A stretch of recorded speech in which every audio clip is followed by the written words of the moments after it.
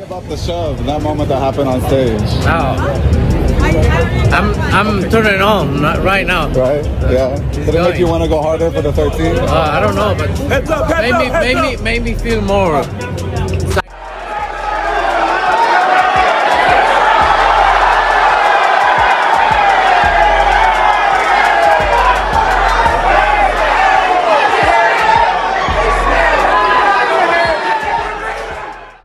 Following an unanticipated altercation at the gym, Terence Crawford and Canelo Alvarez were added earlier.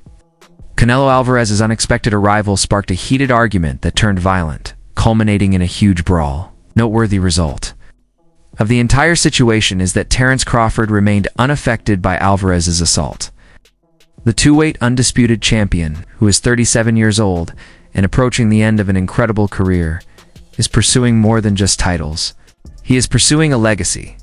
In your view, Terence Crawford beats Canelo. He cooked Canelo. Woo! Really? He beats him. Yes. Look, if you go back, you watch the fight with Lara, and you can see the same tendencies that Canelo has now, but he's a lot older now. But I just think that Terence have more skills than a Lara, and I think he can do more. And nothing would better describe it for him than to defeat the most well-known boxer. The fight seemed far-fetched at first.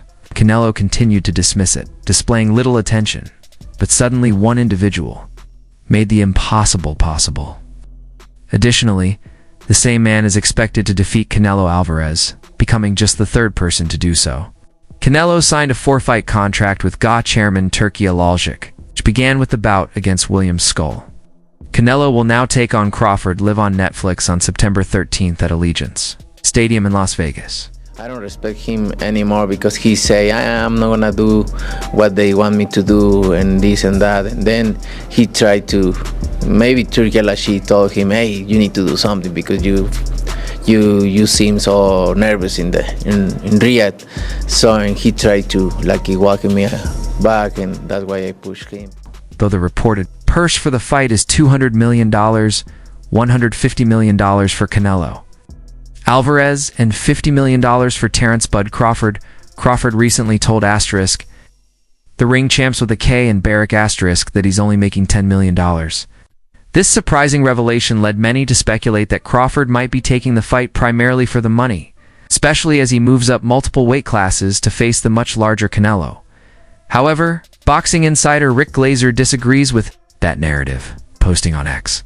Glazer wrote, I know it's hard for some of you to fathom, but Terence Crawford is fighting Canelo for one reason, and one reason only: legacy.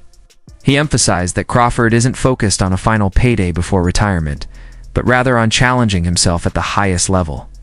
Crawford wants to be everything a fighter is supposed to be in boxing, Glazer continued, and that is about legacy through challenging himself. While many top fighters in this era talk about greatness but avoid the biggest risks, Crawford is stepping up. As Glazer concluded, Terence Crawford is going for all the gusto. If he's able to be aggressive, not be affected by Bud's punches, and just keep, attacking and imposing that will on him, and then Bud being the dog that he is, and just saying, you know what, I'm gonna go, I'm letting loose. Crawford is special. I know he hasn't fought the resume everyone wants, but you have that or you don't have that ingredient. I think he has it. Canelo's really good. He's tremendous. But could he be a tiny bit overrated? The greatness is within Crawford. It's in his desire. It's in his mind. It's in his makeup, where he came from. Crawford, who previously united all the titles in the super lightweight and welterweight categories, will become the first 3-weight undisputed champion in the 4-belt era if he prevails. In any case, Crawford appeared to agree with Glazer's assessment of the fight when he spoke with O and Barack, stating, I'm doing it for the opportunity, baby. The legacy, he added. The money is not as important as the legacy. Coming shortly is the 3-time undisputed GUI. Regardless of Crawford's motivations for the bout, is it possible for him to defeat Canelo Alvarez? The heavier man, of course. It's interesting that Crawford has received important advice from Eris Landilla that might help him win the fight. Movement will be crucial to Crawford's triumph. According to the Cuban boxer who delivered, Canelo one of the hardest fights of his career in 2014. And you're saying that, oh, Canelo is a super strong guy. Man, technique. You already know. If you ever wrestled before, the person that got better technique usually win. It don't matter how much the weight they have or what they're carrying around. It's the technique. Crawford knows how to take care of himself on the inside. He knows how to smother. He knows how to tie up. He knows how to rough guys up. He knows how to turn guys. It's a huge victory over Saul Canelo Alvarez. And if the American can accomplish it, it would be his third unchallenged title. Cuban fighter Landy Lara, a former Canelo Alvarez opponent, offered a tactical tip that can help Terence Crawford win a historic battle in Las Vegas on September 13th. Lara, who lost to Canelo via split decision in 2014, thinks the American has a decent chance provided he stays away from some of the mistakes he made. Lara has been explicit. Crawford needs to stay on the move and keep the Mexican from hitting him in the arms if he wants to defeat Canelo. He's tremendous, but could he be a tiny bit overrated? The greatness is within Crawford. It's in his desire, it's in his mind, it's in his makeup, where he came from. I know he's moving up in weight class, can he carry it? But those intangibles. Lara admitted his defensive approach against Canelo in 2014 was too passive, allowing judges to favor Alvarez's aggression. In heavier shots, he stressed the importance of not letting Canelo impose his physicality early on. Terence Crawford, known for his technical skill and stand-switching ability, could adopt a similar strategy to Lara's, but with more precision and fluidity. Lara believes the approach can work, but warns Crawford not to fall into the same trap of overcautiousness. His elusive Tom and Jerry style was criticized as evasive and unappealing to both judges and fans. If Crawford moves too much without engaging, he risks losing rounds and the crowd's support at Allegiant Stadium. The key will be balancing defense with calculated offense to both frustrate Canelo and impress the judges in what's expected to be a high-stakes showdown. I think that can change the effect on Bud, and I think that will be the way that Alvarez can win that fight. Yeah, good.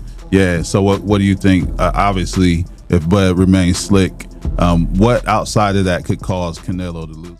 Lost. Vegas doesn't forgive inaction, especially with $50 million on the line. Promoter Turki Alaljuk has billed this bout as the fight of the century, raising expectations for both fighters to deliver a memorable showdown. Terence Crawford cannot afford to disappoint. Cuban boxer Lara noted that Crawford's style resembles William Scholl's approach against Canelo, an approach that failed. In both cases, Canelo imposed his rhythm and landed the more damaging shots. This time, Crawford must strike a delicate balance between mobility and effective aggression too. Avoid the same fate. Relying solely on footwork won't be enough. He'll need to create angles while maintaining pressure. Lara described the matchup as a 50-50ths fight, highlighting Crawford's tactical brilliance, but recognizing Canelo's proven power and experience. As for Crawford, the real challenge lies in withstanding Canelo's strength over 12 rounds while keeping his strategy sharp. One misstep could shift momentum, and in Las Vegas, the spotlight leaves no room for hesitation. After 7 rounds, he starts to fade a little bit. We've seen that with Bivol. We've seen it in a lot of his fights with Triple G. When Canelo could control the fight and the ring generalship, he could fight 12 rounds pretty good. But when Canelo gets pushed early on in the fight, he starts to fade muscle endurance-wise. Landera's advice to Terence Crawford ahead of his clash with Canelo Alvarez is direct. Stay mobile, avoid arm punches, and don't fall into an overly defensive shell. If Crawford can blend movement with calculated aggression, he has a real shot at defeating Canelo in one of the year's biggest fights. A former Canelo opponent also urged Crawford to rely on his legs, a key asset for the Omaha native, as he jumps to weight classes. Maintaining his speed and fluidity will be crucial. Despite Canelo's size advantage, Crawford may not be at a significant disadvantage thanks to a unique quality. Former WBO super lightweight champion Chris Algieri, a longtime admirer of Crawford's 41-fight career, believes that special attribute, likely Crawford's adaptability and ring IQ, could be the X factor that sets him apart from the Mexican. superstar. Bud is one of those guys. He just locks in. He just locks in, especially when you doubt him.